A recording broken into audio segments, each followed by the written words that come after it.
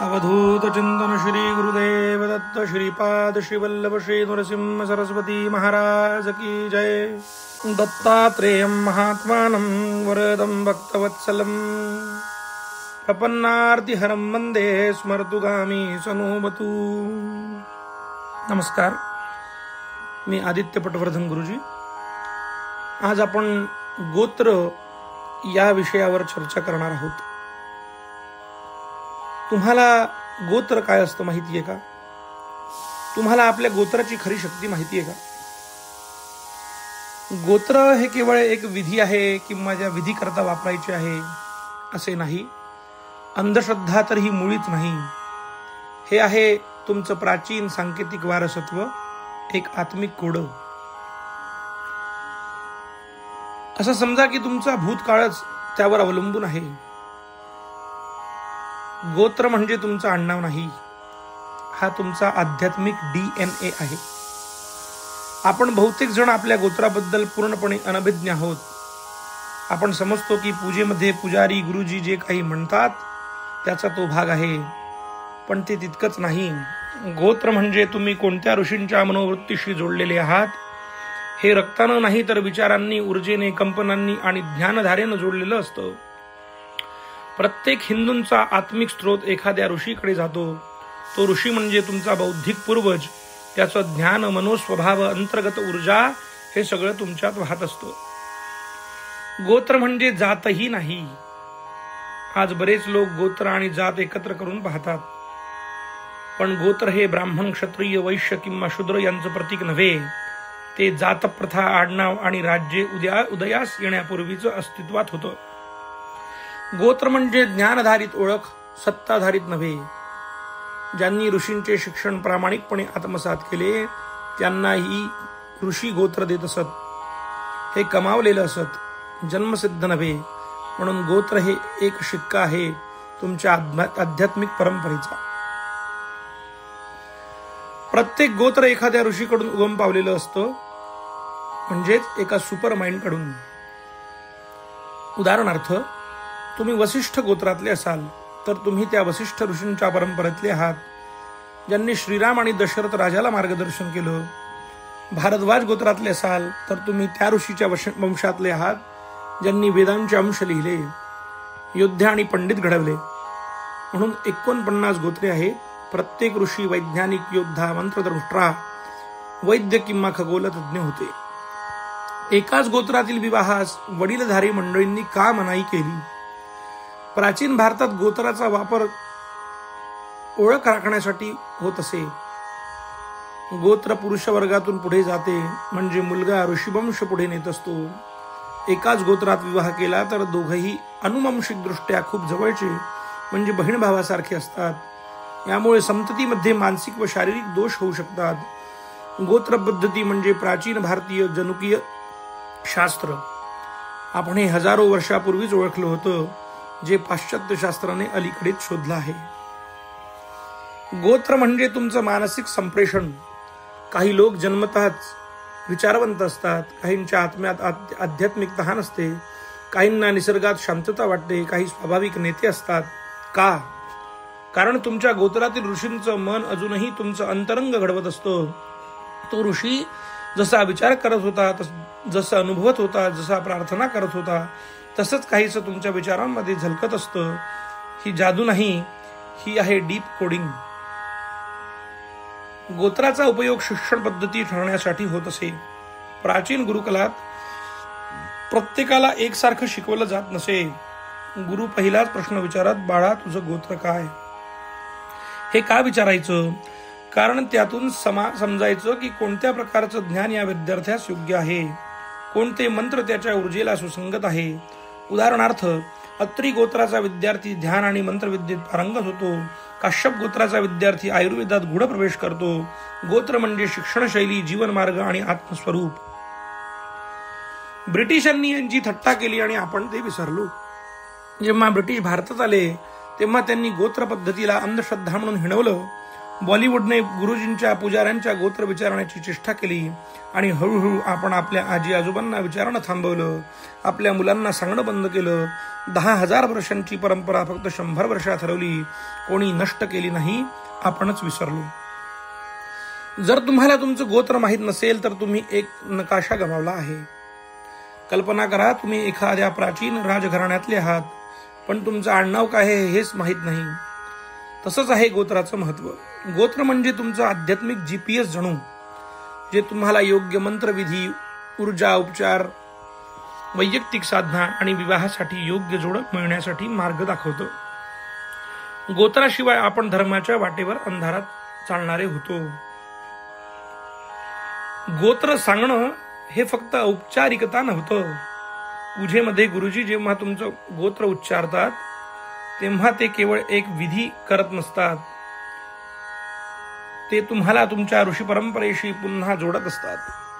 तुमच्या आत्मिक वंश परंपरेला साक्षी म्हणून बोलवतात आणि आशीर्वादाची वाट मोकळी करतात. म्हणूनच संकल्पात गोत्र सांगणं हे अत्यंत पवित्र विधान असतं. मी भारद्वाज ऋषींचा वंशज, पूर्ण आत्मचैतन्याने देवतांचे सहाय्य मागतो. अशा विविध प्रकारचे गोत्र उच्चारण करून भगवंतांचे सहाय्य मागितले जाते. उशीर होण्या अगोदरच तुमचे गोत्र जतन करा. आई वडिलांना, आजी आजोबांना विचारा. माहिती नसेल तर शोधा, पण ते माहीत नसणं म्हणजे आपली मूळ विसरणं. ते लिहून ठेवा, मुलांना सांगा आणि अभिमानाने त्याचा उच्चार करा. तुम्ही 2000 साली जन्मलेले असाल तरी तुमचं गोत्र हजारो वर्षापूर्वींच्या ऋषीने पेटवलेली दिव्य ज्योत आहे. तुम्ही त्या अजरामर कथेचं आत्ताचं शेवटचं पान आहात. तुमचं गोत्र म्हणजे आत्म्याचं विसरलेलं पासवर्ड. आज आपण wifi password, email log in, Netflix code लक्षात ठेवतो, पण सगळ्यात जुना पासवर्ड आपलं गोत्र विसरतो. तो एकच शब्द तुमचं पूर्वजांचं ज्ञान, मानसिक सवयी, कर्माचे संस्कार आणि आत्मिक बल घडवू शकतो. हे फक्त एक लेबल नाही, ही एक किल्ली आहे. ती वापरा, नाहीतर गमवाल. स्त्रिया विवाहानंतर गोत्र गमावत नाहीत, त्या ते मौनपणे जपत असतात. अनेकांना वाटतं की लग्नानंतर स्त्रियांचं गोत्र बदलतं, पण सनातन धर्म अतिशय सूक्ष्म आहे. श्राद्धविधीत स्त्रीचं गोत्र वडिलांकडून घेतलं जातं, कारण गोत्र वाय क्रोमोझोमने पुरुषा वाटे पुढे जातं. स्त्रिया गोत्राची ऊर्जा वाहक असतात, पण ते आनुवंशिक दृष्ट्या पुढे नेत नाहीत. म्हणून स्त्रीचं गोत्र लग्नानंतरही तिच्या अस्तित्वात जिवंत असतं. देवांनी सुद्धा गोत्र नियम पाळले की हो. रामायणात जेव्हा प्रभू राम आणि सीतेचं लग्न झालं तेव्हा त्यांचं गोत्र तपासलं गेलं. राम हा इक्ष्वाकु वंश, वसिष्ठ गोत्र. सीता जनक राजा यांची कन्या काश्यप गोत्र. प्रेमाखातर त्यांनी धर्माचे नियम झुगारले नाहीत. देव सुद्धा गोत्र संहिता पाळत होते. हे याचं महत्व सिद्ध करतं. गोत्र आणि प्रारब्ध कर्म याचा संबंध आहे काय? कधी असं वाटतं का की लहानपणापासून तुम्ही काही विशिष्ट गोष्टींमध्ये आकर्षित होता? ते प्रारब्ध कर्म असतं. या जन्मात फळ देणारी कर्मबीज, प्रत्येक ऋषींच्या कर्मधारा वेगळ्या होत्या. तुम्ही त्यांच्या गोत्रात असल्यामुळे ती कर्म संस्कृती तुमच्यावरही असते. गोत्र समजणं म्हणजे तुमचं कर्ममार्ग जाणून घेण्याची गुरुकिल्ली. प्रत्येक गोत्राशी विशिष्ट देवता आणि बीज मंत्र जोडलेले असतात. गोत्र म्हणजे केवळ मनोवृत्ती नव्हे, ते विशिष्ट देवता आणि बीज मंत्रांशी सुसंगत असतं. कधी वाटतं का की एखादा मंत्र कामच करत नाहीये? कदाचित तुम्ही तुमच्या आत्मिक ऊर्जेला सुसंगत मंत्र न वापरताय. योग्य गोत्र, योग्य मंत्र बरोबर आध्यात्मिक प्रवाह, हे समजल्यास ध्यान साधना आणि उपचार शक्ती 10 पट वाढते. आज बरेच लोक हरवलेले वाटतात. उद्दिष्ट काय, जीवन मार्ग कोणता, नातेसंबंध कसे असावेत? पण जर तुम्ही शांत बसलात आणि तुमचं गोत्र, ऋषी परंपरा याचा विचार केला तर अंतःप्रेरणा जागृत होते. तुमचा ऋषी गोंधळात नव्हता, त्याची विचारलहर अजूनही तुमच्या नसानसात आहे. तिला अनुसरलं तर स्पष्टता मिळते. प्रत्येक थोर हिंदू सम्राटाने गोत्राचा सन्मान केला. चंद्रगुप्त मौर्य, हर्षवर्धन, शिवाजी महाराज सगळ्यांनी राजगुरू नेमले, जे कुल, गोत्र आणि परंपरा यांची नोंद ठेवत. राजकीय आणि सामाजिक निर्णय घ्यायचाही आधार गोत्रावर असायचा. गोत्र म्हणजे केवळ एक ओळख नव्हे, तर ती आपल्या संस्कृतीची शिरा आहे. तिला दुर्लक्ष करणं म्हणजे आपल्या मुळालाच नाकारणं आहे. गोत्र पद्धतीनं स्त्रियांना संरक्षण दिलं. आधुनिक भाषेत बोलायचं झालं तर गोत्र ट्रॅकिंग ही एक सुरक्षा व्यवस्था होती. ती पिढीतील विवाह टाळण्यासाठी, रक्तसंबंध जपण्यासाठी आणि स्त्रियांच्या सन्मानासाठी होती. युद्धात हरवलेल्या किंवा अपहृत स्त्रियांनाही त्यांच्या गोत्रामुळे पुन्हा समाजात स्थान मिळवता आलं. ही मागासपणा नव्हे, ही पुरातन बुद्धिमत्ता होती. गोत्र म्हणजे तुमची कॉस्मिक भूमिका. प्रत्येक ऋषी ब्रह्मांडासाठी एका विशिष्ट कार्यासाठी झटत होता.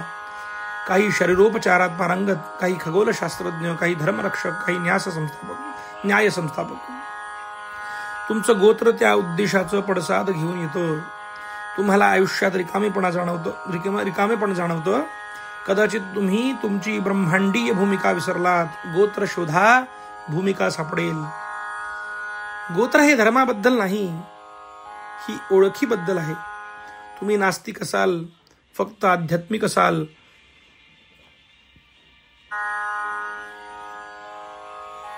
विधी धर्माबद्दल गोंधळलेले असाल, तरीही गोत्र महत्वाचं आहे. कारण हे धर्माच्या पलीकडचं आहे. हे आहे पूर्वजांचं भान. हे आहे भारतीय तत्वज्ञानांचं मौन मार्गदर्शन. त्यावर विश्वास ठेवणं गरजेचं नाही, पण ते आठवणं गरजेचं आहे. तुमचं नाव आधुनिक असू शकतं, तुमची जीवनशैली जागतिक असू शकते, पण तुमचं गोत्र कालातीत आहे. आणि जर तुम्ही त्याकडे दुर्लक्ष केलं तर तुम्ही त्या नदीसारखे आहात, जी आपला उगम विसरलेली आहे. गोत्र म्हणजे भूतकाळ नव्हे, ते भविष्यातील ज्ञानाचा पासवर्ड आहे. ते उघडा आणि पुढच्या पिढीला हे हरवू देऊ नका. श्री गुरुदेव दत्त. सोशल मीडियावर वेळ घालवत असताना ही एक सुंदर गोत्र संबंधित पोस्ट माझ्या निदर्शनास आली. ती लिखित स्वरूपात होती. ही आपल्यापर्यंत पोहोचावी त्या कारणानं ही रेकॉर्ड करून आपल्यापर्यंत पोहोचवतो आहे. ही पोस्ट मी लिहिलेली नाही. अवधूत चिंतन श्री गुरुदेव दत्त. श्री स्वामी समर्थ महाराज की जय.